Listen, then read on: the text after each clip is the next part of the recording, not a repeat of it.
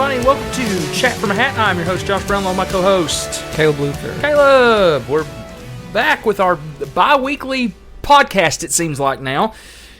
Tri-weekly sometimes. Tri-weekly sometimes, just depends. Summer is very, very, very, very, very, very busy for both of us, and I've learned this over the last few months, and, because, summer only started a few weeks ago, but we're here, ready to go. I agree. I agree. We are ready to go. Caleb, what has been going on in life? What's going on? Fascinating. Okay, so... Yeah.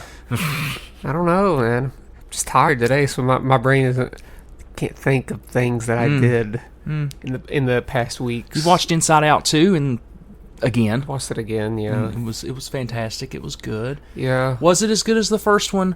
No, No, it wasn't as good as the saying first one. it is. No But one's saying it well, here's the argument that I make. It's not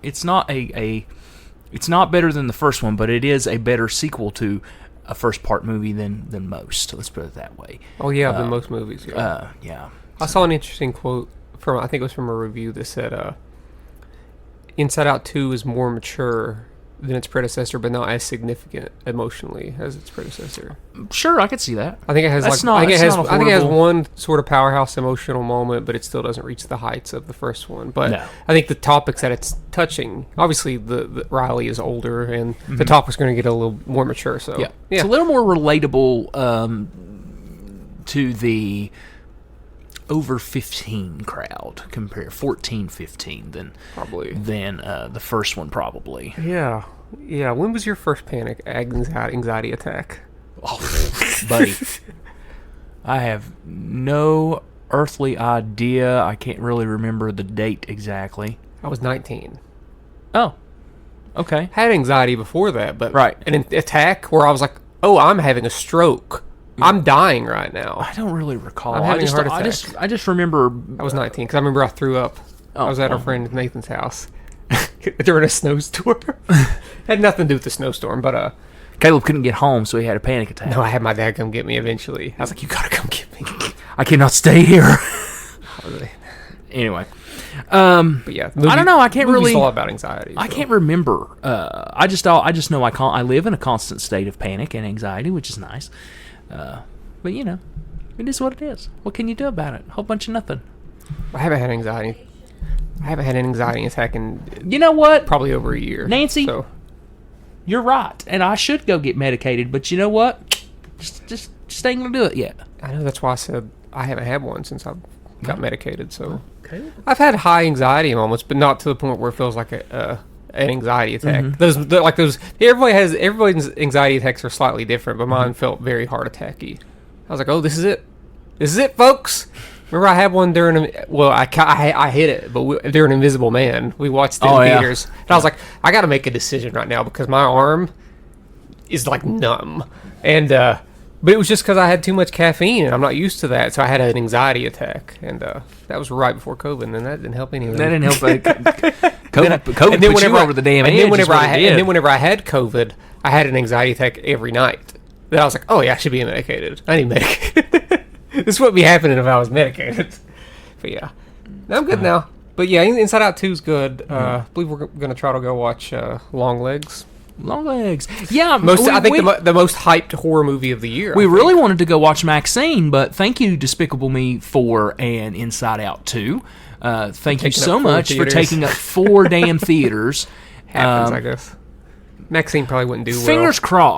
Fingers crossed that the movie theater decides, you know what, Caleb and Josh want this movie. We're gonna do it one weekend anyway. But honestly, I have heard from a significant amount of people that is the worst of the trilogy. Which sucks. Yeah, Probably because it strays away too much from the... I heard it's very 80s, like slasher, like cheesy. Which, I mean, if that's what it's going for, that's Sure. cool. But like, I thought Pearl was like something. Yeah. It was something special to me. So. I mean, Pearl was something Pearl was special very too. great, yeah. So, Nancy and I went to the Regatta. You gotta. Regatta. We went to the Regatta to the Slam Plaza show, the Regatta Slamboree, on Saturday. Man, let me tell you something. I hate outdoor shows. I despise Especially now, outdoor shows. in the heat that we've been in. Lately. It was absolute. Show was great. Show was fantastic. But I couldn't stay for all of it. I got too hot. I started feeling sick. I was like, I gotta go. I gotta go. Yeah. Nancy had to work a little bit too, which helped us get away in a sense, and I don't mean that negatively.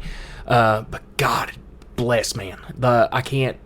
There's another reason why I would not go to West Virginia is for Lovers if it was outside. I'm still not going. Not now. I'm still not going. Oh, but this comes out before that. I am going. I'm looking forward to it. Yeah, looking forward to it. I'm super glad it's not outside, and I'm super glad that I can sit down if I want to somewhere if I get tired. I bet you. I said to Nancy, I said, I bet you they don't open the bleachers up. Bet you they don't open the bleachers up. Well, somebody commented like, will there be seating or whatever, and the Coliseum did say there will be seating, just general admission seating, so anywhere you want to sit. That's great though. Yeah. That's good. That's good. But I'll be slam dancing in the mosh In pit. the pit. I won't be. But actually, I'm not gonna lie. I might go back to my old days when Thursday plays and try to get towards the front and just battle some folks. It's gonna be a battle, and then I'm gonna get out of Dodge. Get the hell out of Dodge. They're an under oath getting out of Dodge. I'm like, nope, buddy, can't. My body can't take this kind of. They're like metalcore, and I'm like, no, I can't do that.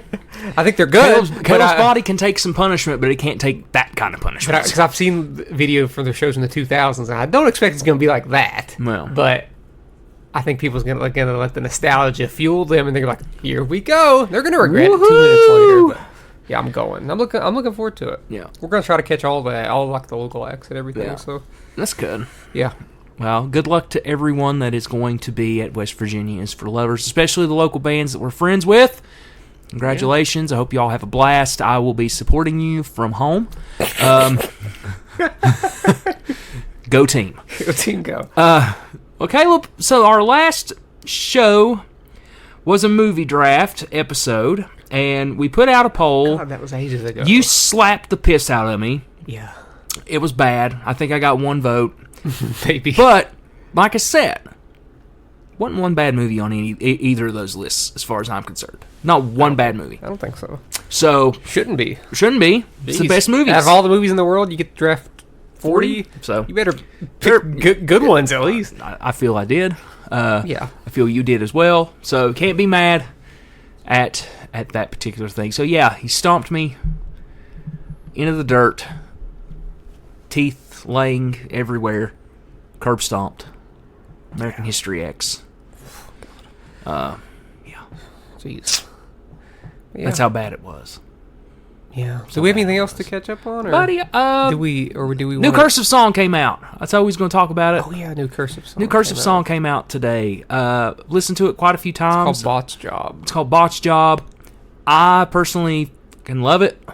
Myself. Yeah, I think it's really good. I think it's really good. The two songs that they've released for this new album are really good. It's very heavy, and I like that. Very bass heavy. It's very bass heavy and very horn and keyboard and cello heavy. Yeah, it's very got a lot. It's a for under 3 minutes. It's got a lot. It's thick. Like it feels murky, clear, but that's not what I mean. I mean, like, it feels muddy as it's so blow heavy. Yeah.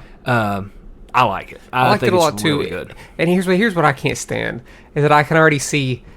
Let's just put Pitchfork in here. They have not been the biggest Cursive fan since they're going to since like Domestica or The Ugly Organ. They haven't liked really any Cursive album. And the problem is that they're going to hear these lyrics and they're like, Cursive's whining again. Yeah. I was like, well, I like it. Yeah. I don't mind it. And with in the context of the record, which is supposed to be a concept album, it's probably even going to work better. Yeah. So I like it. They're unique. It still feels like Cursive. So I think it'll be their best album since Happy Hollow. I think.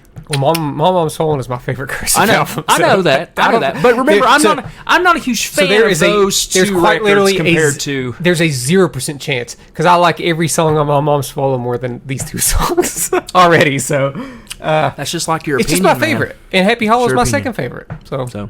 And that's a very unique Cursive opinion because there's some people that will be like Happy Hollow just missed the target, but there's a part of me that misses Cursive's storytelling in depth. Like Happy Hollow told such in-depth storytelling while still feeling relatable, because it was a concept album about this town that's like an ultra-conservative town. So there was a lot of religious stuff. There was a lot of talk about school, just a lot of taboo stuff on that album. And I thought the storytelling was good. These newer songs for the past several years have felt more personal, I suppose, which isn't a bad thing. No.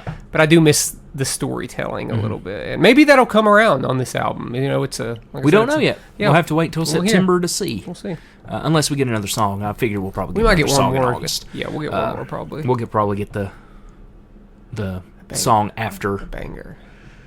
If I had to take a guess, I would say we probably will get the song after Up and Away. Yeah. Up and Away. Yeah. Because I don't know. It just seems like they would. Maybe it would seem cool to release that segment right there of songs if Botched Up. Bands do like to release singles from the first half of the album. Yeah. Who knows? The later half of the album may be like something like off Ugly Organ, which is like just. Which, I mean, that's what crazy. They kind of tried to do that on Vitriol, and it's good. Yeah. It's just not, It's just not as good. Yeah. All right, well, Caleb, let's take a breaky poo, and then when we come back, what are we talking about? We're talking about comedies of the 21st century. Woohoo, boy! Hitting them hard today. That's what we're doing. And we're back. Caleb, 21st century comedies. Now, let's take a moment here. We're going to preface this with I probably haven't seen a lot of these, if I had to take a guess. You might be surprised. Okay. Any of them that I haven't seen, I'm not going to have an opinion. I'll be honest with you. Okay, first off, the 21st century, despite popular belief, started in 2001. Started January 1st, 2001, not 2000. Oh my gosh. I know. So your 2000 comedy or whatever, not on here. American Pie, not on here. Well, that came out in 99. So American Pie 2, not on here. I didn't put it on here. Now, American Wedding, not on here. Not on here. What I did, I went in order from the years and put significant releases. How many movies we looking at here, Caleb? How many I have movies? Jotted down 43 God movies. Bless, man. Oh, yeah. A lot of them just going to be skimmed. Good Lord. No. Good Lord. There's not going to be deep dives. Was hoping like a 30-minute episode. No, it's going to be like another damn hour episode. Let's go. Won't be. It probably won't be. I mean, we're already at 15 minutes, so... I know. Cursive, buddy. West Virginia's for lovers, my God. West Virginia's for lovers, it got us. Supporting you from afar.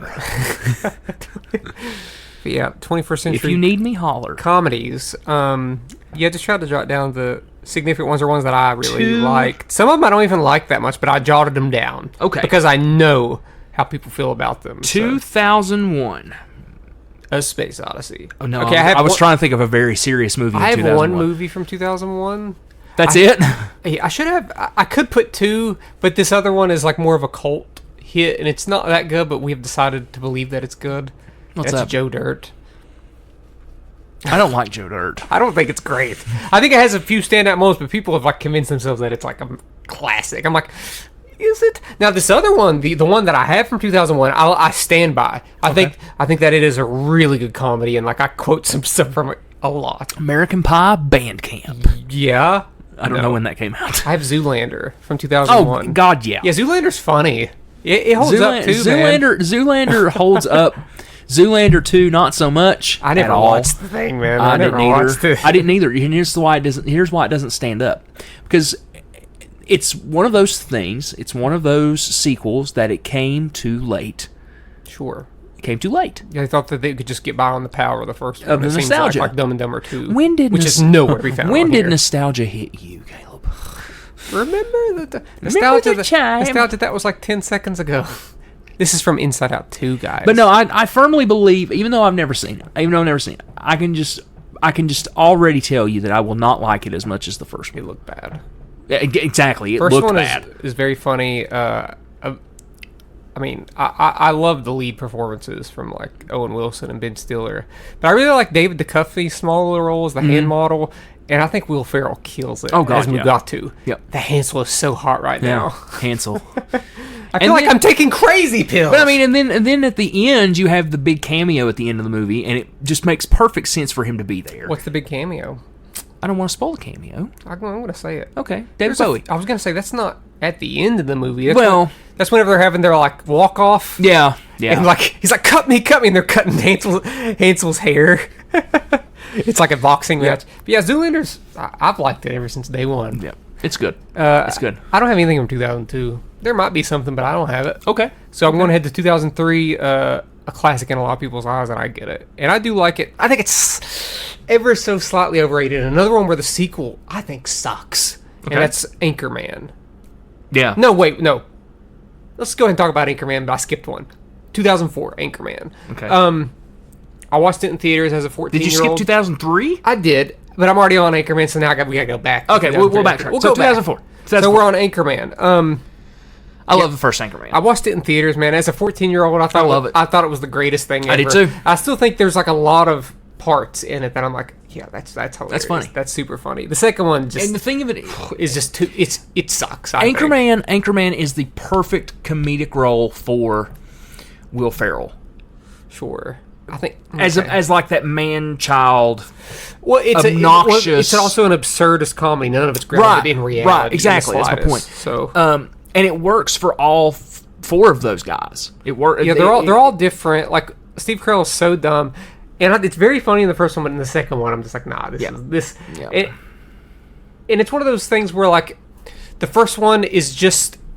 It gets by just enough to where it doesn't feel like it's overstaying its welcome, but when you get to a second one, it's like, oh, this does actually feel like an SNL sketch that's gone on for too long. The second one for me feels like taking everything that was good about the first movie and seeing how far they could push it to just being obnoxious. You like the fight scene? They just so many. It just keeps like going, Kanye keep West going, shows keep up going, and, keep like, going, keep going. Jim Carrey. And the thing of it is too is like, why are you rehashing that joke? Yeah. Could you not think it of worked anything the first else time to do it was so random. Yes. The first time when Ben Stiller pops up and Tim Yep. Robbins. Yeah, it was random. Come on, stop, bitches! And it's not random in the second one. It's No not. matter what they It's do. not. The only thing that is remotely funny is like John C. Reilly shows up as like the ghost of Stonewall Jackson. Yeah, Stonewall Jackson. Yeah, That's kind of random, but it's even that like wears out its welcome. So yeah.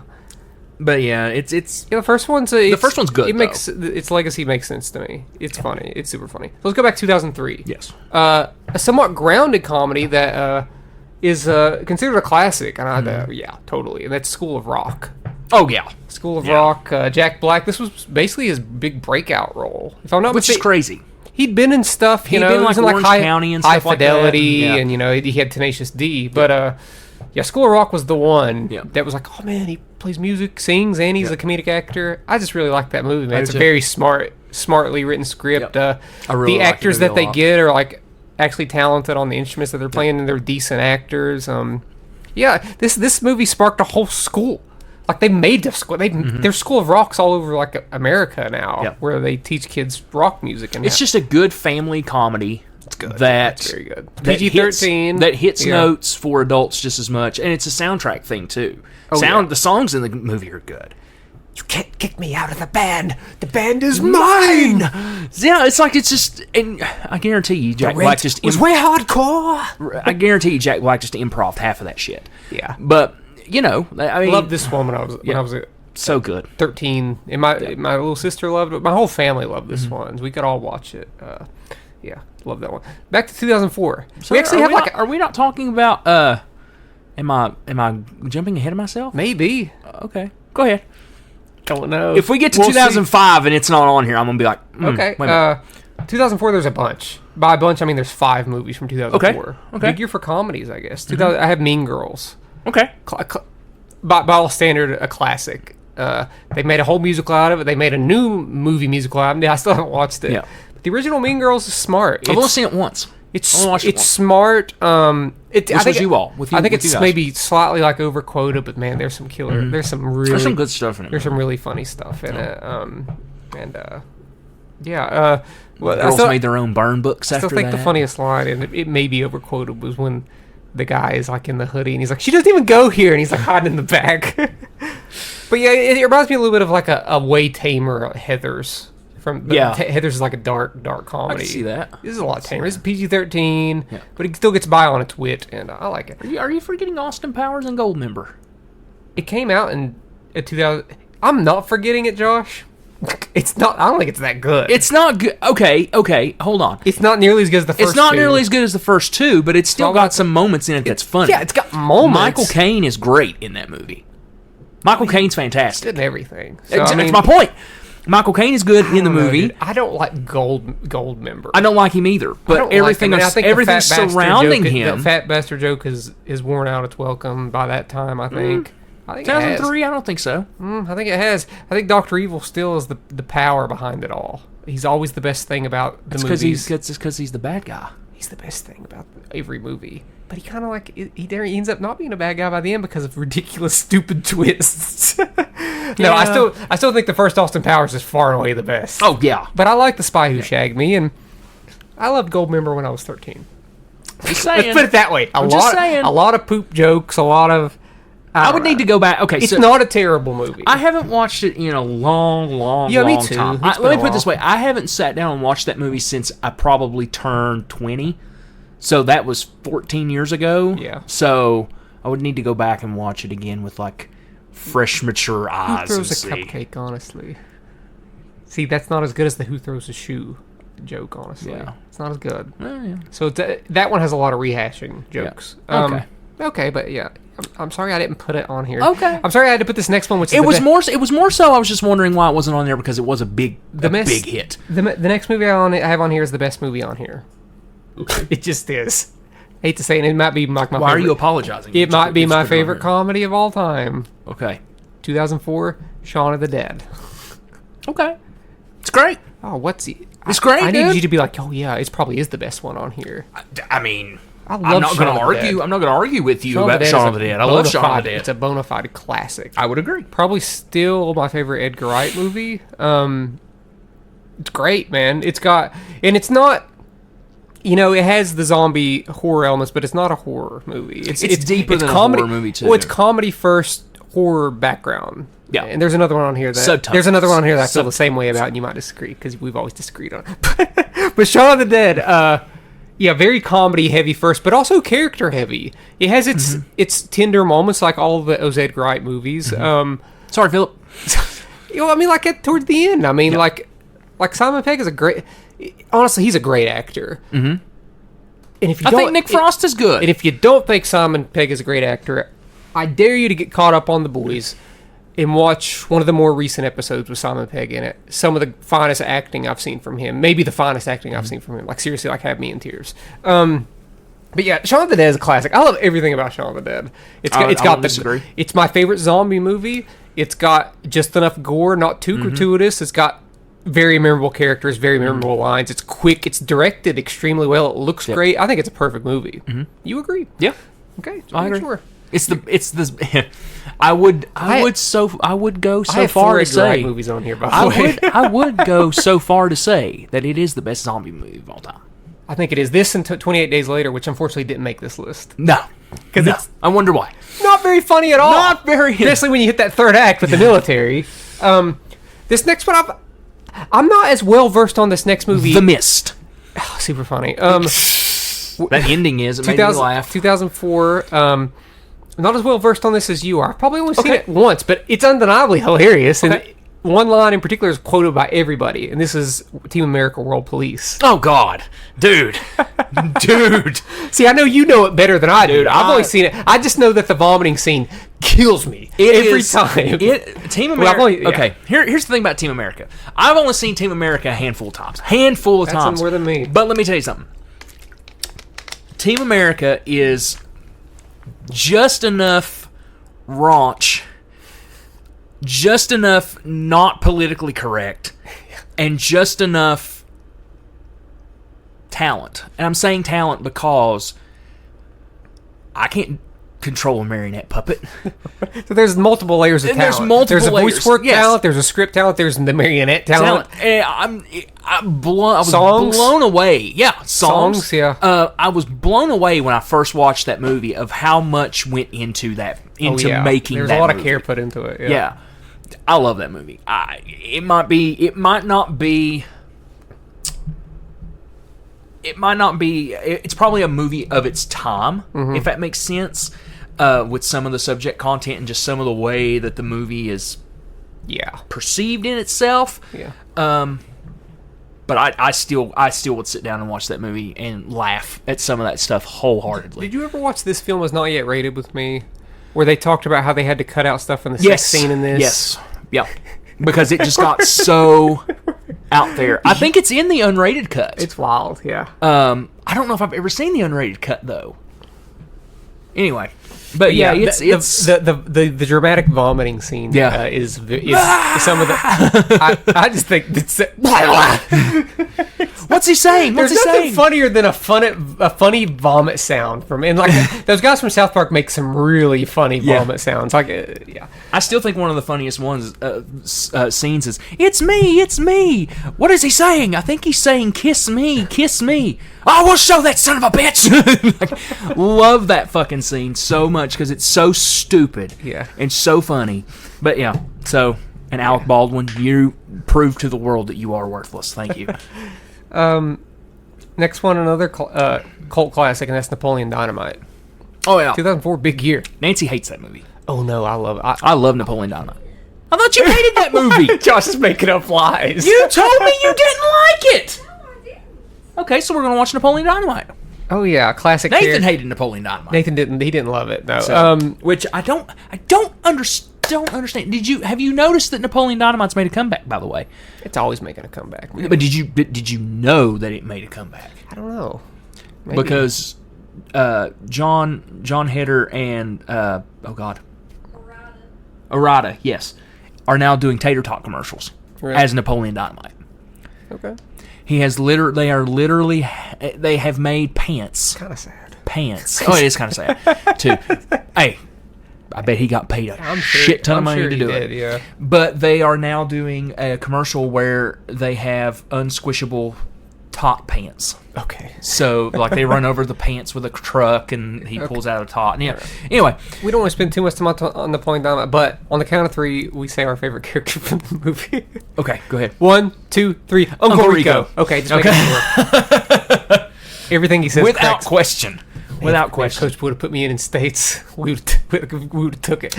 I could throw a football over the mountains. He throws that steak and hits him in the face. You know what, Napoleon? Hey, you can leave. I don't know, man. Here's the thing. That Diedrich Bader or Diedrich Bader as the what was the class that he took? The karate class or whatever it was. He's almost unrecognizable but that's Diedrich Bader's like, forget about it. It's Kwando. What is it? Oh God. Is it Taekwondo? It's something.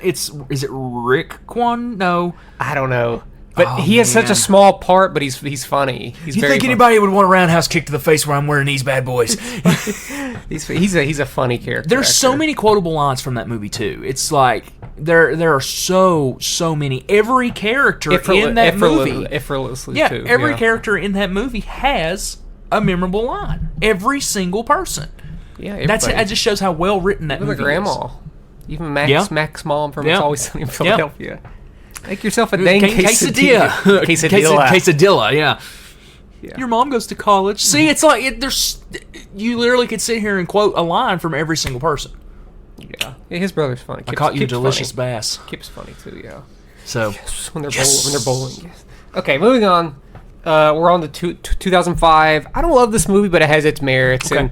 And surprisingly, I've watched it recently, and it goes down like a dark path towards the middle to the end, and that's Wedding Crashers. Yeah. I don't remember a lot of Wedding Crashers. Owen Wilson's character hits rock bottom in that movie. And then he comes back and he hits rock bottom, and then that's whenever he goes to Will Ferrell's house. Mm-hmm. And it's like, the meatloaf, Mom! Meatloaf! And it's an extended cameo where he kind of steals the movie a little bit. Yeah. But it's fine. I know some people probably like it more than I do. I think it's a fine movie. Yeah. You know, I'm not totally passionate about it. I think I may have seen that movie. I may have only seen it once. Honestly, I've seen it a handful of times. Yeah. Anyway, next one. This one put. God, what's his name? Comedy director. It's gonna come to me. Judd Apatow. Okay. Judd Apatow on the map. He'd been doing like some stuff. He did like Freaks and Geeks and stuff like that. But this was his first directorial movie. I think that's The 40-Year-Old Virgin. Also, probably don't love it as much as other people, but I think it's very funny. I love it. Yeah. I mean, it's very. It's my funny. favorite Steve Carell comedy, without question. But what's the competition though? That's my point. He's a better. The Office. He's a better. I mean, but The Office is way better than The 40-Year-Old Virgin. Yeah. Michael Scott is like such a better character than this character. I'm talking about movies. Movies? Anchorman, this. It's not his movie, though. Well, yeah. He doesn't have a lot of like straight up comedies. He did like Evan Almighty, and so that sucked. He does a lot of dramatic movies. Yeah. So I mean, this was like his one like real like good comedy. Oh yeah, and plus like Paul Rudd being in it. He did that Seth Rogen. stupid Dinner for Schmucks. I hated that. What was the movie? And he did that like magician movie. I hated too. Burt Wonderstone. Burt Wonderstone. Yeah, I hated that. The wonderful something. Wonderful So like magic. yeah, of Burt I'd say Wonderstone by or something default, like that. 40-year-old version is his best comedy. No, it's funny. So thank you for agreeing with my point. Yeah, I just found it so odd that after seeing Seth Rogen in that and seeing him in movies that came out like after that, how much older I thought he was. He looked so old in that movie, but he was like in his 20s. He does look very old. Because then whenever you get to Knocked Up, he's like, because he was in Superbad before Knocked Up. And I was like, he looks so much older in these movies than he does in Knocked Up. Yeah. But yeah, I think I love the 4-Year-Old Virgin. I think it's a great. I don't love the ending, brother. I think it steps out of reality, and like I thought it had kind of a tender ending set up, and then it like jumps out of reality and does this musical number, and I'm like, yeah, but that's kind of like the ending of the credits. No, the end movie ends with that. He starts singing the song, and then it goes into end credits. I mean, that's fine. I like to feel sad at the end of my Judd Apatow movies. Oh, Thank you very much. Thank you very much. Charles. Sorry. Okay, at least you acknowledge it.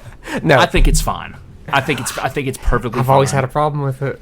I just don't see a problem with it. Well, I can separate that from the rest of that movie because the movie is pretty much done by then. It's I can't. Done. Well, F. That's you. You want to take a break before we get into 2006? Yeah. Apparently, I turned into James Hetfield just now. What the hell was that? Caleb, we're back. Yeah. 2006. Speaking of 2006, I've been watching a lot of Jiminy Glick clips lately. So Caleb. No, ever since he like made that little comeback when he hosted Kimmel like last week, yeah, I just went down the rabbit hole. I could watch Jiminy Glick all day. What would you say? Oh my god, so funny. But that has nothing to do with 2006. I just wanted to throw in some comedy stuff in there. I think he's one of the most brilliant comedic characters of all time. Speaking of brilliant comedic characters, 2006's Talladega Nights. The Ballad of Ricky Bobby. Another one that I loved. I don't think it's nearly as good as Anchorman.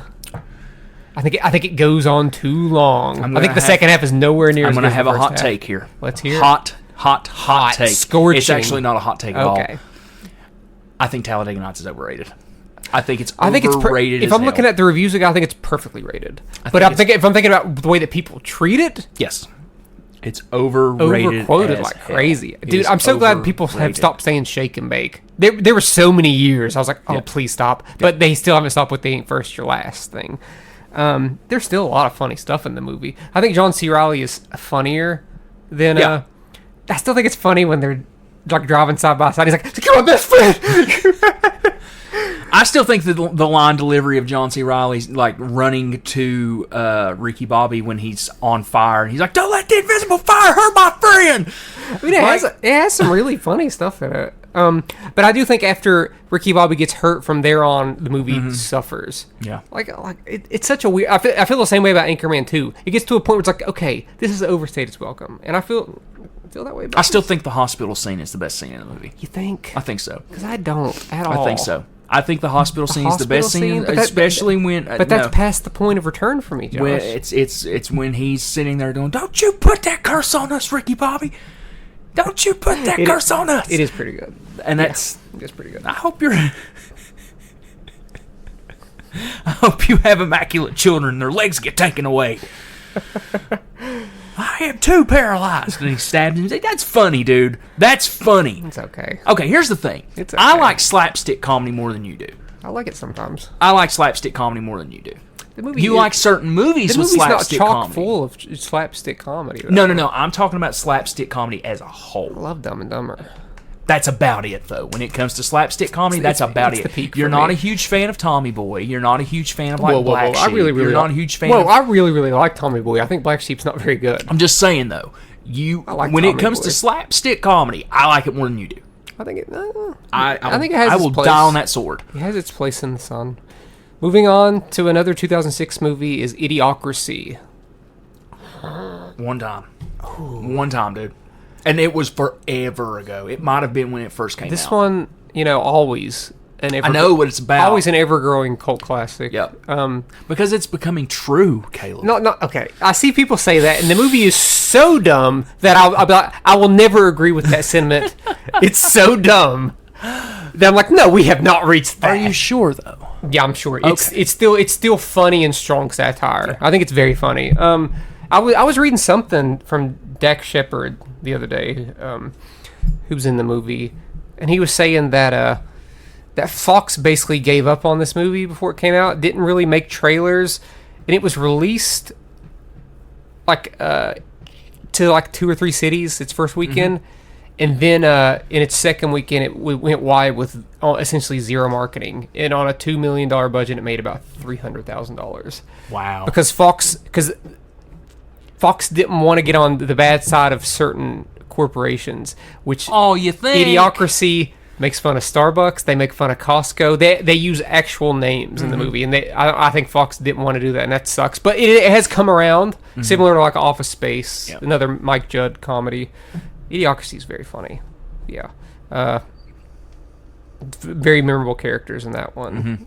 But yeah, not becoming a reality, folks. Sorry, it's so dumb that they think that like plants crave electrolytes and Gatorade. They don't drink. There's no water. They don't like plant crops. Okay. Moving on to 2006's big one here. Okay. I don't know how you feel about this one. Okay. Borat. I think it's understandably a classic. I hated this movie when it came out. Okay.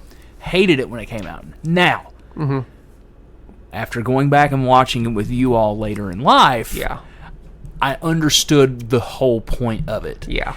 And I really enjoyed it. It's very funny. Yes, it's very funny, brave, funny. and dangerous. Yes.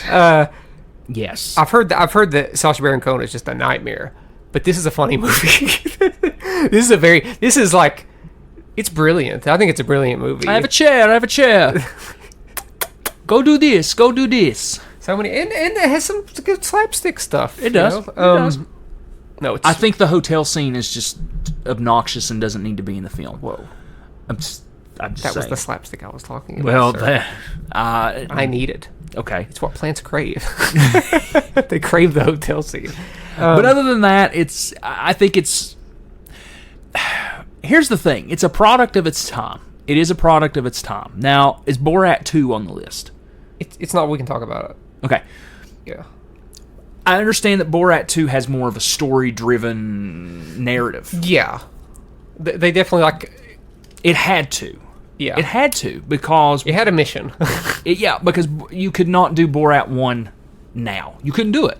You could not do it. But Borat 2 is one of the... I mean, because it was... Even though it went straight to streaming, it came out in 2020, and I think it played like a decent part in the election that year, actually. For a big comedy, it's pushing it as much as any newer comedy Spray could. it and hit it with the pan. Like, it's not as risky as the initial Borat. Right. But it still pushes some things, and I applaud that one too. I think the second one's very good. It is. It's very good. I remember I remember 2020 was such a weak year for movie that me and other people were like, I think Borat should get nominated for Best Picture this year. Borat 2 should get nominated for Best Picture. But the thing of it was like the... I appreciate it really now for what it was doing at that time. But yeah, I don't think you could ever do another Borat movie. Well, it's almost like lightning in a bottle too. Even though they did another Borat movie and it's successful, Bruno is not very good. No. It has a couple moments. I think it's a very obnoxious character.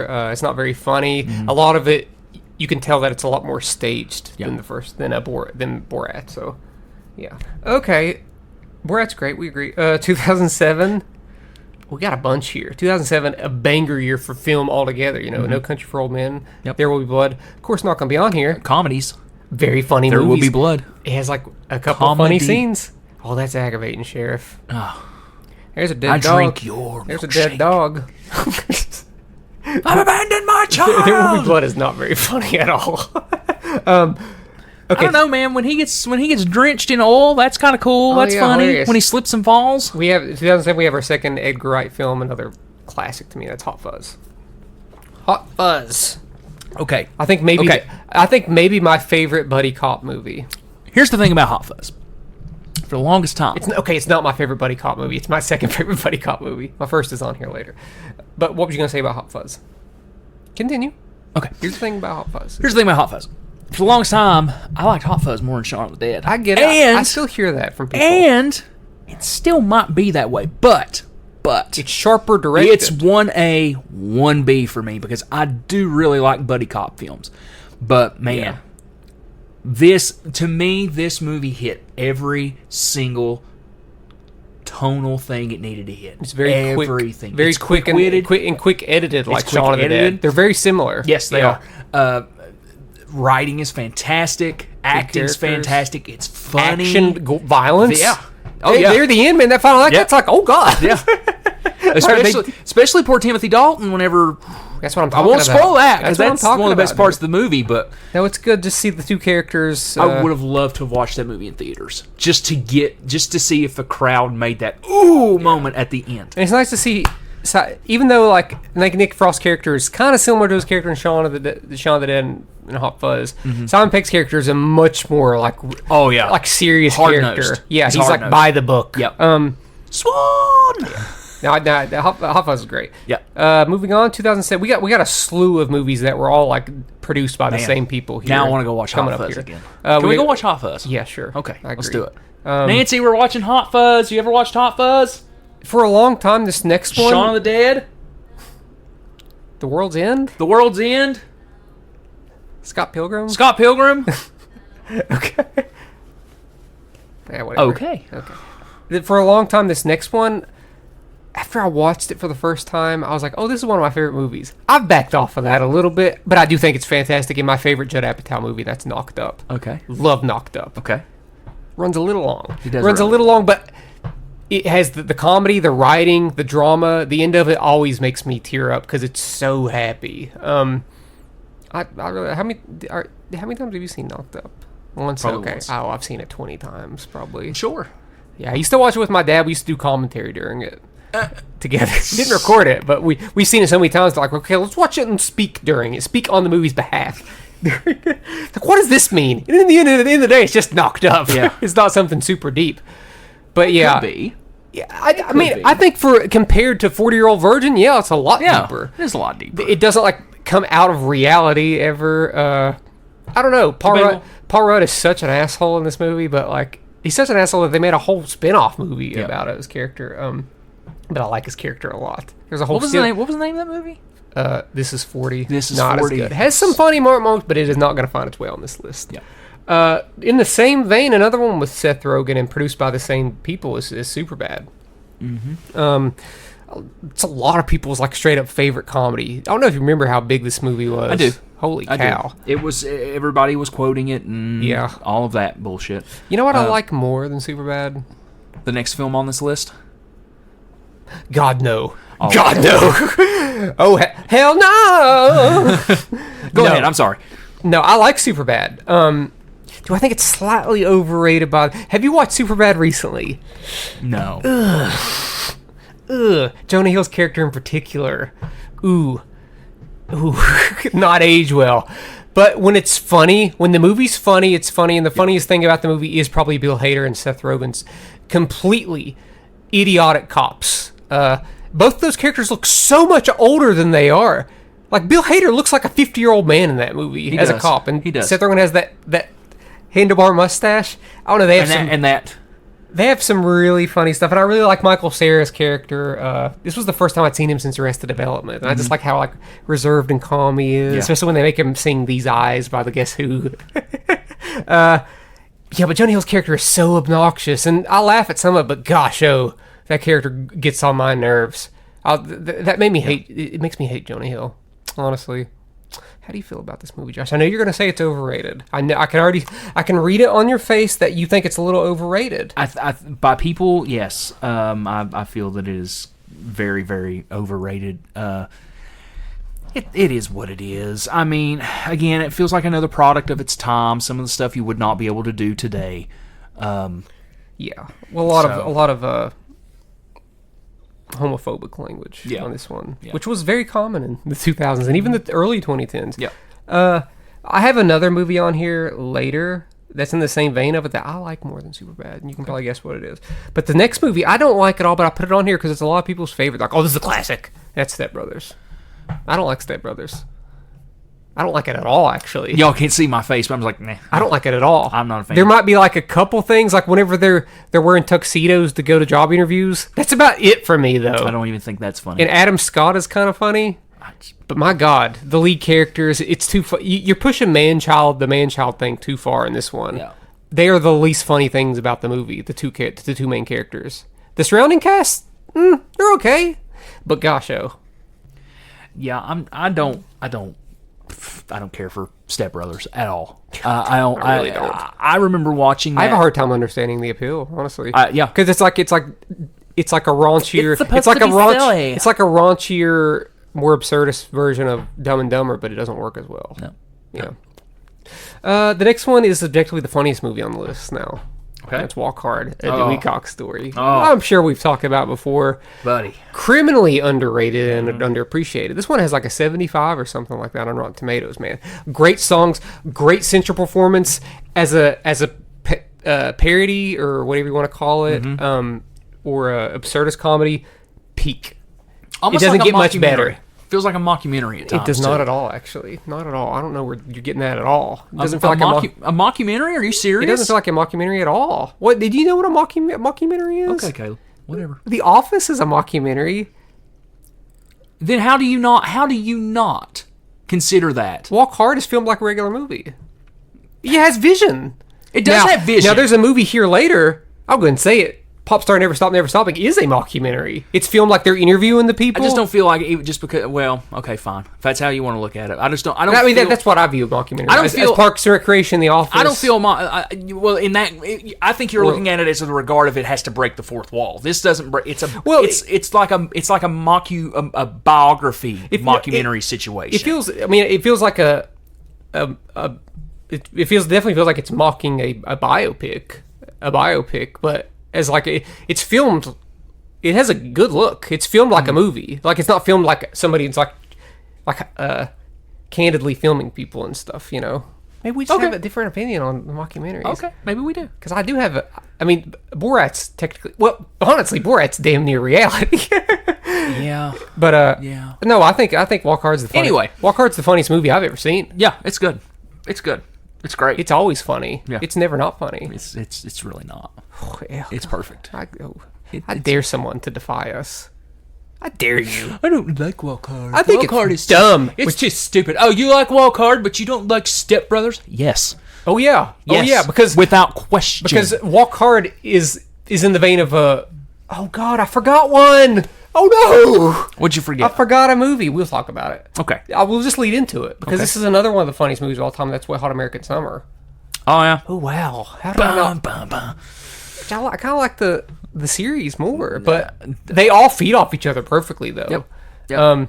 And what I was going to say is Walk Hard in the same like world as that, where it's allowed to act this way with how smartly it's dumb. Yeah. Where Step Brothers semi-exist in the real world, like the people around them are like semi-realistic characters. Yeah. And those characters are like so freaking dumb, and it's not funny. No one in that movie is smart in Step Brothers. Probably not. No, they're not. Probably not. But yeah, Wet Hot American Summer and Walk Hard. That's a hell of a 1-2 punch. If you were to have a little movie-thon. Yeah, a little comedy-a-thon. They complement each other because they feel similar. Yeah, they're comedy chops, and neither of them are mockumentaries. You could have seen Josh's face. Move on. 2008. Surprisingly, this one has aged extremely well. I like it more nowadays than I used to, because I used to feel it was slightly overrated. Okay. But I'm like, oh no, this is a really great central performance. It's smartly written. It's a good satire of Hollywood and like filmmaking, and that's Tropic Thunder. Oh. I've never seen Tropic Thunder. Oh, what? Never seen it. Oh my god! I've never seen Tropic it. Thunder is hilarious. I mean, I've heard it is. I've heard it is, and I believe people that it is. I've just never. And I I've just understand never watched when it. someone says something like, "Oh, you couldn't make Tropic Thunder today." In the right skill set with the right amount of satire, because it's already a really smartly written satire. I think you could. Because you know what the most offensive thing about this movie is? There's a character that Ben Stiller plays from a movie when he's trying to you know what the movie's about? Yes.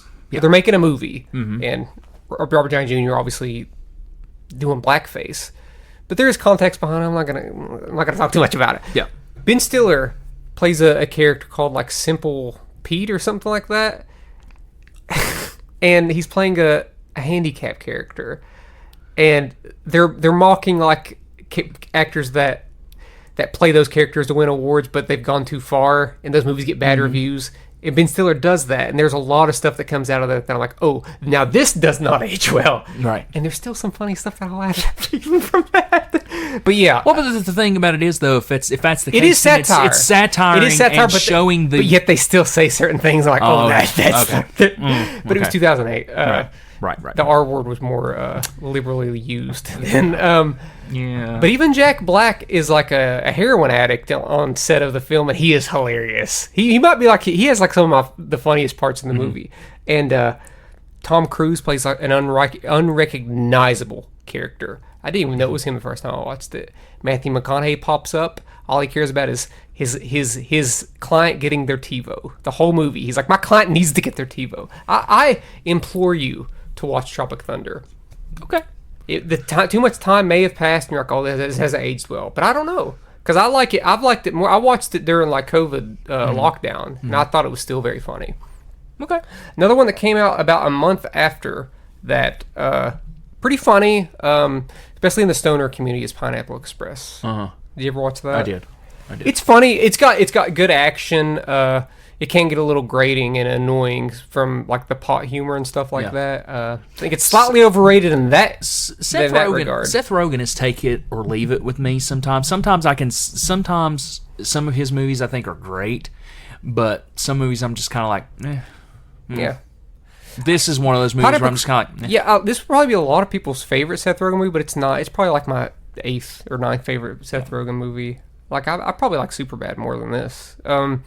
But he is playing like kind of the straight man, and James Franco's playing the wild one this time. So, 2009, one that you were big on for a while, and you might still be, and it was probably the most popular. I remember it was like killed in the box office. That's The Hangover. Yeah, the Hangover one is great. It's fantastic. I think it's very funny. I love it. It's my favorite of the three, of course, because the second one is literally a rehash of the first one. And the third one don't make no damn sense. It's like barely even a comedy. It's just like dark and... But I think the first one, again, there's some things in the first one that does not age well. Some of the language content and stuff in it doesn't age well. Yeah. But I think it holds up still.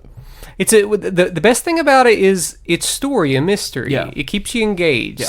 So even if you find yourself slightly annoyed by the characters just being unworldly douchebags, all of them except for Zach Galifianakis, kind of, the story and the mystery still guides you. And I think it's a solid little comedy that maybe slightly overrated by people. It might be. I wouldn't prefer argue with Tropic that. Thunder. I prefer Tropic Thunder. I wouldn't argue with that at all. I don't know what I'm basing that off of. Oh yeah. Next is one that you recently told me that you don't remember watching, but I remember you didn't like it, and that's In the Loop.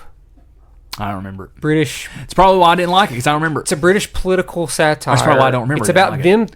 It's about like people deciding if we're going to go to war or not. It's a dark comedy. This is filmed like a mockumentary. See, I started watching Veep on HBO, and it's made by the same guy. It has a lot of the same people in it, even though they're different characters. And as soon as I started watching Veep, I was like, this reminds me, the dialogue, because everyone's assholes in this movie. There's not, James Gandolfini is in it.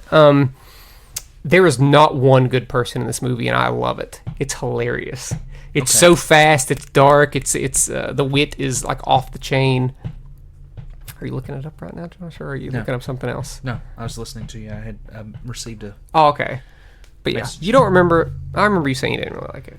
Now, this next one you do remember, because we do like it, because it's very, very funny and very underrated, and that's MacGruber, 2010. MacGruber! Super funny. It's very good. Yeah. It's so dumb. I don't like. I It's understand so why it got dumb. the reviews it got, but I still I'm like no. Like maybe I think it would get better reviews now if it came out now. It's in the same vein. We as, need to finish the series. I never finished I it. didn't either. Yeah, it was the COVID days. Yeah, man. it was COVID days, I man. can't watch this. This is too funny.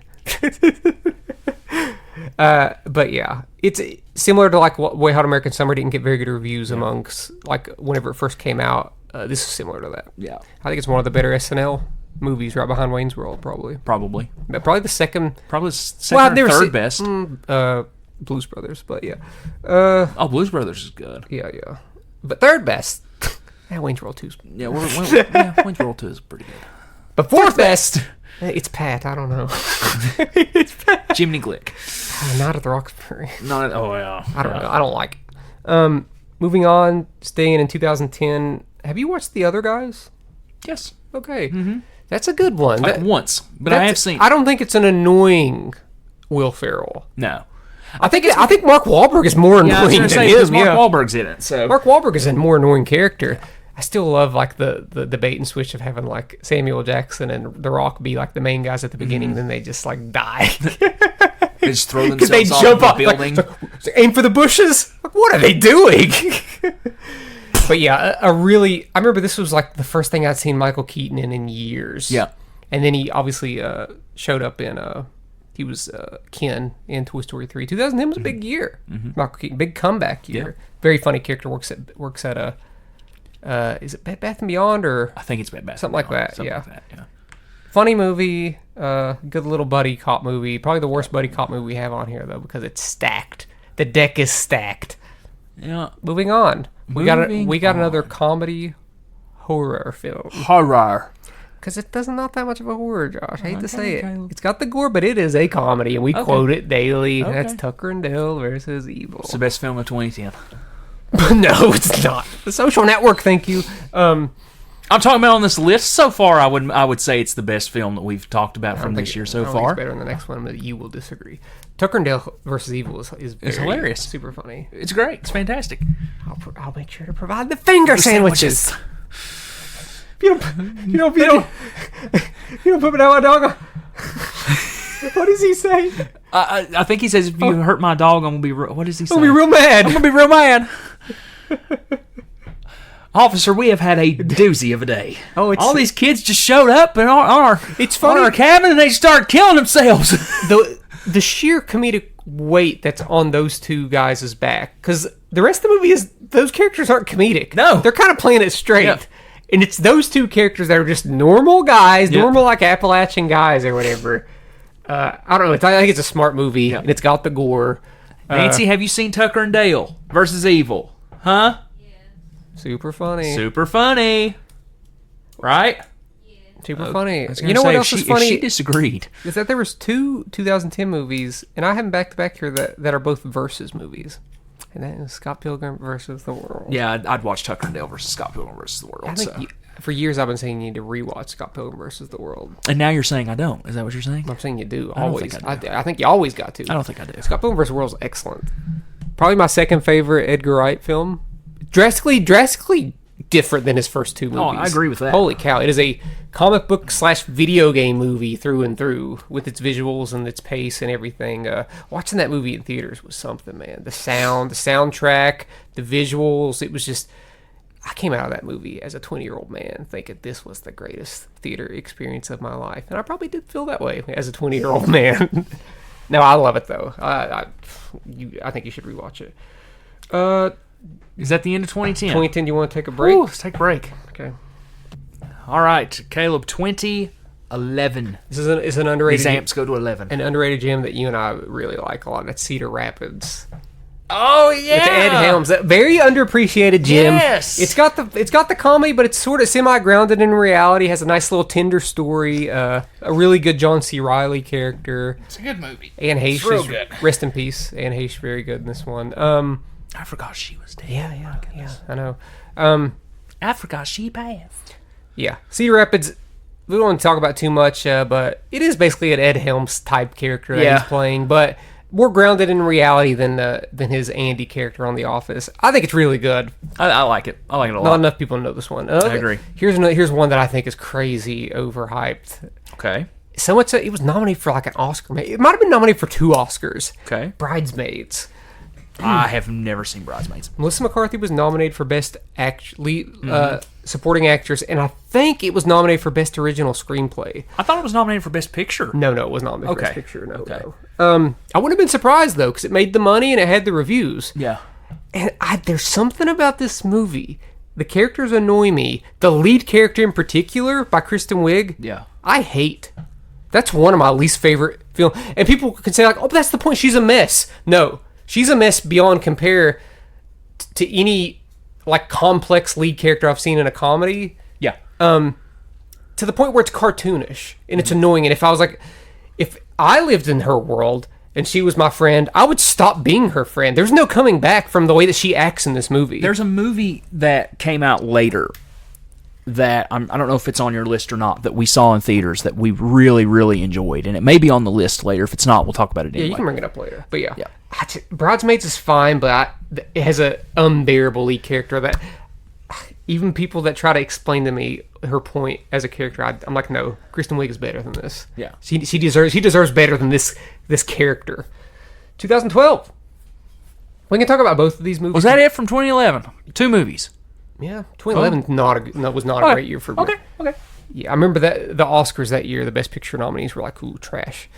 Ooh, trash. Because Drive didn't get nominated that year. And that is a comedy beyond it is. comedy. 2012, both these movies are really good. Okay. It's the 21 Jump Street and 22 Jump Street. We can talk about both of them. Okay, Have yeah. you watched them? Yeah, we saw them in theaters. I think I like 22 Jump Street. I was going to say, you and I saw them in theaters together. I didn't see 21 Jump Street in theaters, but we did watch 22 in theaters. I thought we watched. I watched it on. I saw both in theaters. I watched it on Blu-ray at your house, but I never watched 21 Jump Street in theaters, and I was surprised by how good it was. I was like, oh, I did not expect much, and I think it's very funny satire, a very funny way to bring back something from the 80s in the right way. Yeah. I think I like 22 Jump Street more, honestly. They're both good. I thought it was. They're both really good. They both complement each other perfectly. Yeah. I'm glad they didn't make another one. All we needed was those like fake like trailers at the end of it. Yeah. Like Seth Rogen popped up in one, I think. That was enough. It's like, That's enough. Okay, we don't need any more. Yeah. That's the only one I have from 2012, actually. Okay. 2013. I don't know if you ever watched this one, but it makes a strong argument as my favorite straight up Seth Rogen comedy. Okay. Because it's everything I like about it. Actually might be the last movie of that kind. And that is the World's... No, this is the end, not the World's End. This is the end. Yeah. The This is the end with you. The apocalyptic. We watched it. With you and Nathan in his house. I don't remember you watching it. Okay. Yeah. I love this movie. I think it's very smart. Everybody's playing themselves. They're like exaggerated versions. Danny McBride's a psychopath. Yeah. Joni McBride is kind of a psychopath too. Jay Baruchel is like a Is that the movie where self-indulgent asshole? Is that the movie where Michael Cera goes, okay, sippy time, who wants a sip? He's a cokehead. Yeah, he's a cokehead. Yeah, And he gets like impaled. Yeah. I think it's almost like a horror comedy. Honestly. He's drinking a Capri Sun, isn't he? Yeah. Okay. Yeah. Sippy time. Like Rihanna's in it. Kevin Hart is in it. Everybody's in it. Paul Rudd shows up, but the main cast they're in the whole movie. It's got good gore. It has the effects in the movie are purposely done. Mm-hmm. Like there's like a creature that looks like the terror dogs from Ghostbusters. I'm like, that's cool. That's a good nod. And the Last Demon, they do some jokes with it, and I'm like, okay, that was a little much, but I don't know. I really like that one. A super sacrilegious movie. I don't remember a lot about it. I do remember though that I did sit down and Don't love the ending of that one either. watch it. Yeah, it ends in like a thing in heaven, and I'm just like, Oh yeah. with the Backstreet Boys. But yeah. because it had, listen, I don't expect that movie to end with something tender, but it has about as tender of a moment before that as it possibly could have had, and then we go to that. I'm like, I get it. You want to end on a laugh here, because it's the end of the world as we know it, and I'm not just fine. Which did not play one single time in that movie. But when it comes to apocalyptic comedies starring Seth Rogen, this is definitely one of the best ones. Just months later, another apocalyptic comedy came out from Edgar Wright, The World's End. Yeah, which is substantially better. I think it's better, but I don't think it's substantially better. I do think a super overlooked Edgar Wright film. Yeah. I don't know what happened with its release. It got like fumbled, man, because it didn't make a lot of money. Didn't it come out at like a time? Came out in the summer. in 2013. Probably a Marvel movie smacked the piss out of it. It was the times, right? What year did it come out? 2013. Okay, you talk about it and I'm going to I find did out. watch it in theaters eventually in Charleston, but no, I like it. I like that Simon Pegg is playing like sort of the goofy character in this one, and they sort of like reversed roles with It has an Nick Frost being like the straight character kind of. It has an 89. Oh yeah, I mean, it's really it's great. It's really well reviewed. Yeah, it is great. Let's see here. It doesn't say exactly where or what come out around it. I don't know. I just think they didn't do a good job marketing it. They probably didn't. Or something. They probably didn't. Yeah. It finished fourth at the box office behind Lee Daniels' The Butler, We're the Millers, and The Mortal Instruments' City of Bones. Oh, that's bad. That's not a strong lineup at all. Yeah, it just wasn't marketed well. But it had the biggest opening of the three films. Did it? Yeah. Okay. It had the biggest box office open of the three films. Comedies were allowed to have big openings then. Yeah. And now they're released to streaming. So Yeah. now I like it a lot. I'd like to get... This one actually has the most serious moment of those Edgar Wright movies. Oh, yeah. I would really love to get a fourth movie by them. With all three of them. Yeah. Would love to have it. Maybe eventually. Yep. Because what are they doing? What's Nick Frost doing now? Who knows? Exactly. What's Edgar Wright doing now? Probably directing another horror film. Probably. I didn't love his last one. Simon Pegg's out doing Mission Impossible and The Boys, so... Yeah. Well, which I wonder when we're going to get that next Mission Impossible movie. don't know. They're a pain to make. I know that. They're supposed to be filming it back to back. Don't care. Jesus Christ. COVID. Get it done. COVID. COVID had nothing to do with it. Tom Cruise is going to give another speech on set saying, Oh, God. "Don't ruin this for everybody." At the time, I was like, "You tell him, Tom Cruise." 2014. You've never watched this movie, but it led to a sitcom on FX, and that's What We Do in the Shadows. An actual mockumentary. God. No, a really fantastic comedy horror film. The series on FX is even better. I need to watch it. I've heard Both it's of really them. good. Dude, the show on FX is like one of the funniest shows of all time. But without that... And this show, they both exist in the same world, by the way. Like, those characters sometimes pop up in these other characters. Cool. 2015. Okay. We're going down a... Do you hear those jingle bells? Do you hear them? Uh-oh. The night before. I was going to say, we're going to the night before. I think you watched it for the first time a couple years ago. We watched it around Christmas time. This is a staple. I watch it every Christmas. It's good. Love it. It's good. It's one of my favorite Christmas movies. It can get serious. Is this the movie with the bag of drugs? Seth Rogen's fiance gives him a bag of drugs. and he takes every drug. And Seth Rogen had a stint of playing the straight man. And this one, he goes off the rails to do some really actual funny physical comedy with his face, particularly. He throws up in a Catholic church. He's like, I'm gonna throw up. And Jessica Gordon-Levitt is the more like pathetic. No, I want to say pathetic. But he is, dude. He is a little pathetic, but his backstory is undeniably sad. And Anthony Mackie's there. He's there. But yeah, Michael Shannon, a great character. He plays Mr. Green. Oh yeah, it's like the drug dealer. Yep. Super weird. Yep. I like it a lot. 2016, another mockumentary. Hilarious. That's Pop Star Never Stop, Never Stopping. Holy cow. Yeah. Oh, another one overlooked movie. I agree. Wow. I don't even think didn't it like barely make like the top 10 or something in theaters or something like that, because it just didn't do well. But it's so funny, dude. It's a laugh. got a cult following. It's a laugh to a it now, minute. too. Yeah. That makes Maybe me a wonder. laugh I'm every gonna look 30 that up seconds. real quick. Pop Star. It's like it got like decently reviewed, I think. Yeah, a very smart music satire. Yeah, the budget was $20 million. It made $9.7. Ugh, It's received positive reviews from critics and has developed a cult following, but considered a box office bomb. Yeah, listen. A recommendation, not a recommendation, a requirement of our listeners that you go watch Pop Star Never Stopping. Somebody's gotta, because nobody else is. In its opening weekend, the film grossed $4.6 million and finished 8th at the box office. Oh, that sucks. And it opened. We didn't go watch it in theaters. We didn't. I didn't even know it existed. We rented it, but yeah. It opened against Me Before You. I don't even know what that is. There's its Oh problem. God, one of those. And Teenage Mutant Ninja Turtles Out of the Shadows. Ooh, the sequel. Yeah. Okay. So that's what it opened against. Yeah, Me Before You is a romantic drama based on a book. If you want a great, And Amelia Clark was in it, and she was if you want a fantastic Tim Meadows double feature, watch Walk Hard, then watch Never Stop, Never Stop. He's great in both of them. Next one of our favorites, and I think the number one buddy cop movie on here, The Nice Guys. Oh yeah. Okay. I don't know, man. It's one. Nice Guys is better. It might be better, but it's not as sharply directed and like stylish, but it's more grounded in reality. And it is funny. It is funnier, I think. We already gave you $20. What The am I Nice saying? Guys, and The Nice Guys, despite the violence in Hot Fuzz, I think The Nice Guys is darker. I wouldn't class it as a dark comedy, but it's darker. Its subject matter is darker. I would say it's a little. I'd say it's treads the line of dark comedy. It's almost, but I like to consider a buddy cop comedy, even though neither of them are cops. They're both just PIs. Yep. Right. Yeah, one of my favorite Ryan. It's great. It might actually be my favorite Ryan Gosling performance.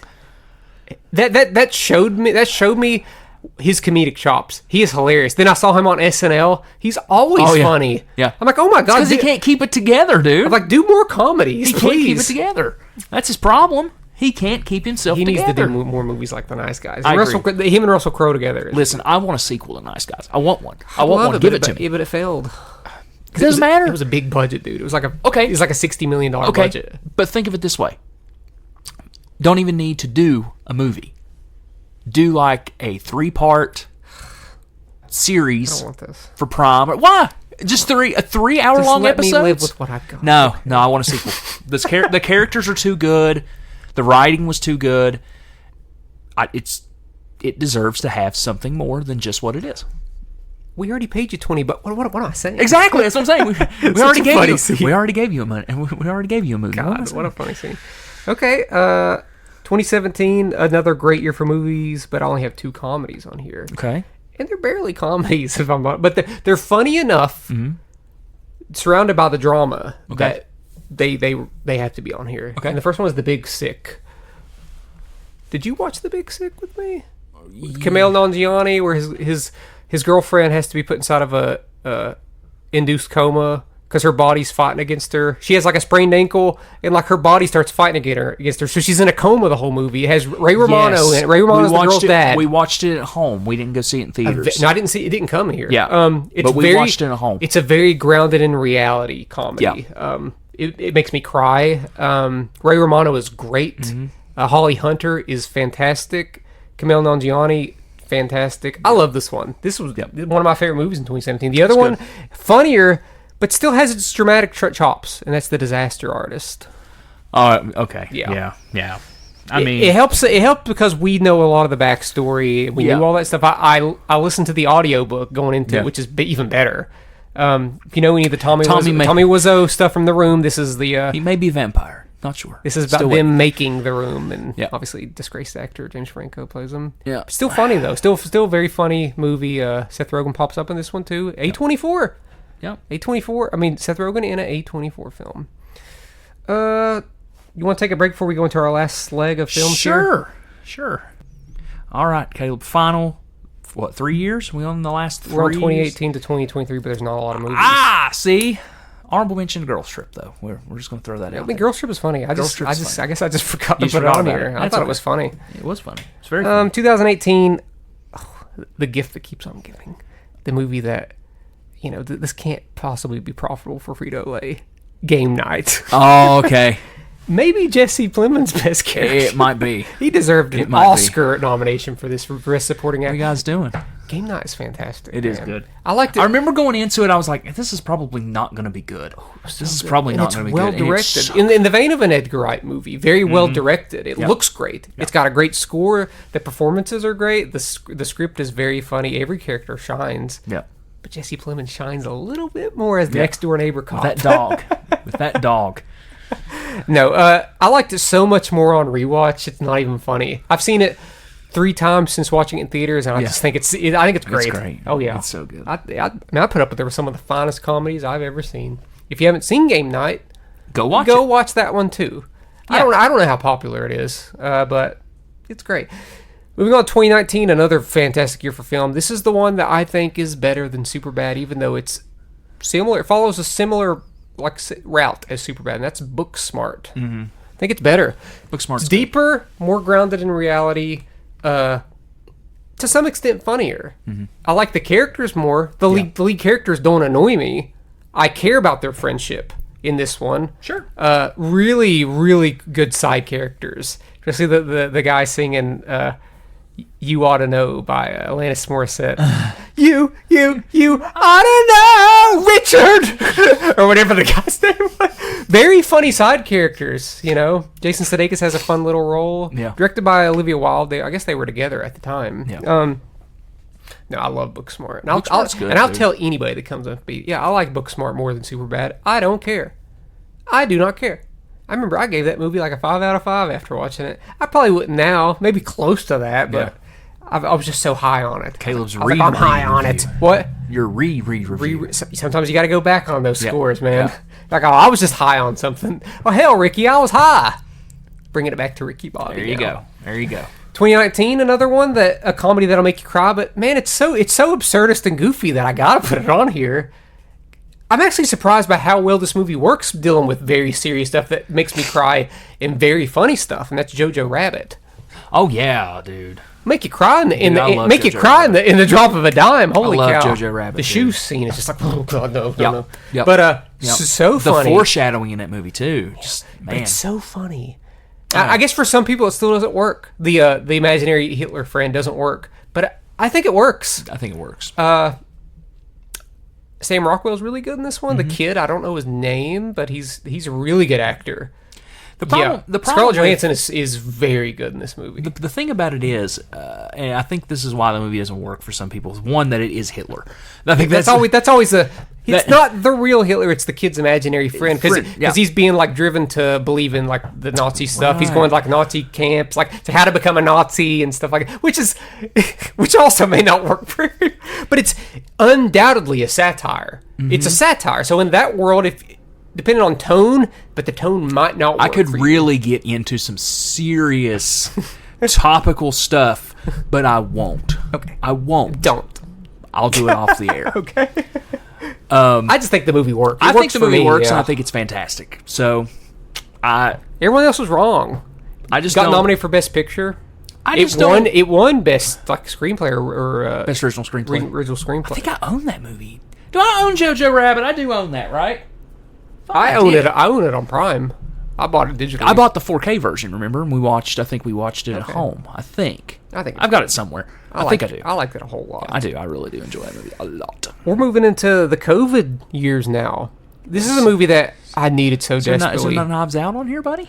I don't really consider it much of a comedy. It's Okay. it's more of like a mystery thriller that it happens to have comedic elements in it. I laugh at stuff in it, but I'm like, it's not a laugh a minute or anything. Okay. You know, do you agree? Can you see Sure. that? Sure, I can see that. That's know. fine. I just think Daniel Craig is like a tour de force in that movie. Well, it's a great performance. He opens his mouth and it's funny to me. Just the accent is funny to me. Yeah. Wow. And the second one is even better. I think I think the second one's better than the first. I think it's neck and neck. I can't wait for the I think third I might one. have liked the mystery more in the first one. Wait for the third one. Next, COVID years. This is one from COVID on, man. Not a lot here. We don't get a lot of comedies. Hate to say it. Yeah. But this is actually one of my favorite movies on here. The King of Staten Island. I didn't put it on here. Okay. It is good. I was just throwing I like the King of Staten Island. Yeah. I was just throwing out it's another Judd Apatow movie. It's a little long. Yeah. It's not a laugh a minute or anything, but it made me like Pete Davidson a lot more. But this one's Palm Springs with Andy Samberg, the one that goes by the Groundhog Day. It took me a minute. Yeah. It might actually be my favorite Groundhog Day type movie. That includes Groundhog Day. I love this movie. Yeah, it's good. I think that it does I think it may do the most with that formula of reliving the same day over and over again.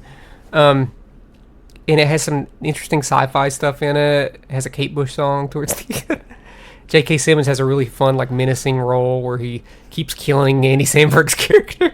Because there's only a few people that you have to do something, and then you start reliving the same day over and over again. So it's a nice romance. It's funny. It's touching. It's super unique. Unfortunate that it went straight to streaming during COVID, but that's the gig. It's not much you could do. I love it though. What do you think about it? Do you remember it much? I don't remember much about it. I remember liking it though. I watched it a bunch. I thought it was, to be fair. I thought it was good. I did like the Groundhog Day element to it because they hadn't really done that in a comedy in a long time. Happy Death Day. Yeah, that's a horror movie comedy. With, yeah. There's nothing. Wonder if we'll get a third one of that one. Don't know. Anyway, moving on. I like the second one. I like the second one too. It is a comedy. It's a sci-fi comedy. The second There's one not a horror. Yeah. We could have talked about it on here probably. I don't got anything from 2021. Whoa. 2021 might have been worse than 2020. I can't even Tough time. think of anything from 2021. But I do got something in 2022. And we watched it in theaters, and we just laughed, and Nancy's never going to watch it. And that's Jackass Forever. Oh, dude. I could have put all the Jackass movies on here. Yeah. So we all just put them all together here. Yeah. That's one we needed. We needed it. We watched it in theaters. We laughed with everybody. Yeah. And you don't know how awful those movies are till you watch it with someone that Doesn't get it. You just don't get it, do you? Why? You don't. Why are we seeing their testicles so much? I'm like, Why are their balls on the screen so much? This is what they do, Dad. This is an art. Listen, Dad. You just don't get it. I'm sorry that you don't understand the sophistication of ball humor. I do think by that point there is an art to the stuff that they're doing. Geez, no, I like all those movies, man. I think 3D might be my favorite one, but 3D is good. 3D is good. This is just as good, if not better, than the second. I think the new one. cast in 4. They bring a lot of because they didn't want to do too much with the old cast. Going, we'll die. They'll die. So they brought in some younger people that did a good job. Yeah. But I liked it a lot. Next one is in the same vein as Walk Hard, Dewey Cox Story, just not quite as good, but needed, necessary, funny, weird. The Al Yankovic story. Yeah. Very funny. Yeah.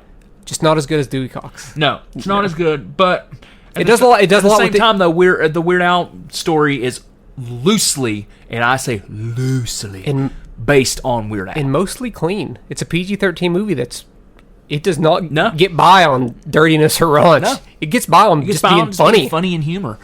The scene, the pool party scene where everyone shows up. They just get like the worst people to play it. It's so funny. Jack Black is playing like Wolf. What's his name?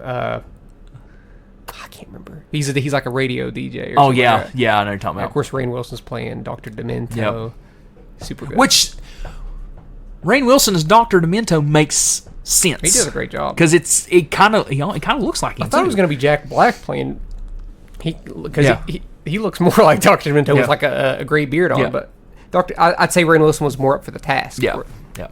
But yeah, very funny movie. I only got one more on here. Okay. Because I haven't seen a comedy this year that I could possibly put on. Inside Out 2 is pretty funny, but it's also not necessarily a full-out comedy. But I have 2023's Barbie. Oh, very funny. Yeah. Unique. Another one that may bring a tear to your eye.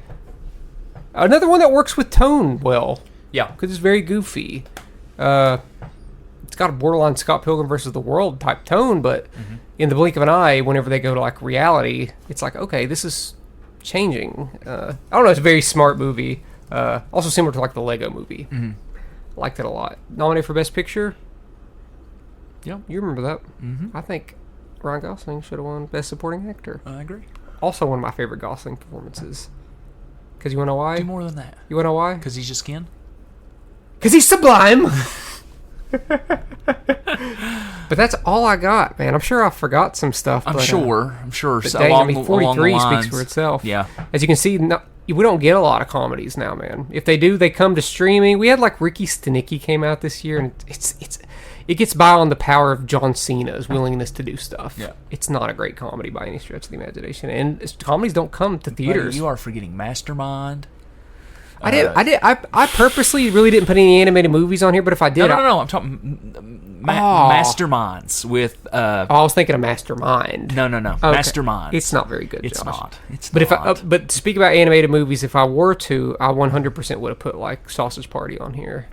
I think you should have put Sausage Party on there anyway. It's very funny, and funny. Despite popular belief of who asked for this, I am going to watch the Prime series when it comes out this summer.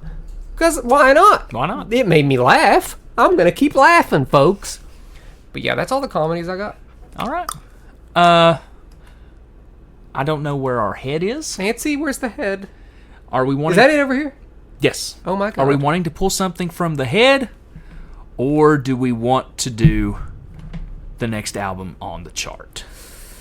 I don't want to force the album. Well, the album is not in the head, so is it not? No, I haven't. Okay. We haven't put here's what anything we'll in do. the head yet. We'll pull something out if we don't like it. Okay. We'll go to the album. Okay. Because the album is Master of Puppets. That's the next album. That's the next album. That's 19. So grab the head. I'll go get the head. Grab the head, Caleb. Caleb is grabbing the head. What is it? I did it last time. So. All right, give me the head. Give me the head. Give me the head. So one thing. Just one thing out of the hat. Just one thing. One thing. One little voice. Make it good. That wouldn't count. Oh, you're supposed to play it off like you didn't pull anything out yet, Josh. Oh. Okay. I think you got one. I don't. Or not. I don't know. We've already done a draft. I don't want to do another draft. Yeah, drafts are overrated. Okay. By me. We're doing Master Puppets. Do all of our categories suck now? No, that one I just drew was modern horror movies. So we can't talk about that anymore. Master of Puppets. Okay. Next week we review in its entirety. It's our number 19 album in our top 20 albums that we came up with. Yes. So we'll be reviewing this. We did Steely Dan last time, Asia. Yep. So we're doing Master of Puppets. Master of Puppets by Metallica. Some people say the peak of Metallica. They do. Maybe we'll say that. They do. I guess I'll be the one to do the research on this one. You know more about Metallica, but yeah. Sure. You should. Okay. Yeah. All right. Well, folks, we will talk to you next week. What are some of your favorite 21st century comedies? They have to be comedies from 2001 onward. Do not put on here 2001 Porky's to, or some to shit. Today.